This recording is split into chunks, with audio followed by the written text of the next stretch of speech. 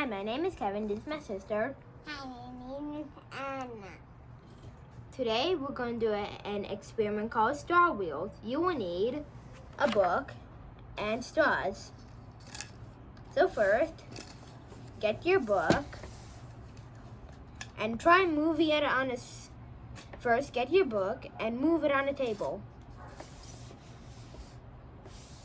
First, get your book and move it on the table. You see that I had to put a lot of force to move it. Now get your straws and align them like this.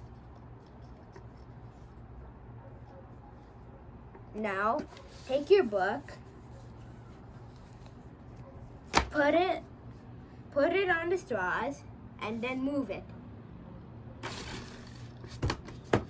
You see that the book moves to the other side. This happens because of friction. Friction is to where an object rubs with another object, and so it causes that object to stop moving. The bumps on the table and the bumps on the book causes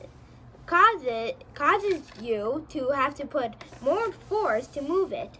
However, the straws are smooth, so they move with the table much faster.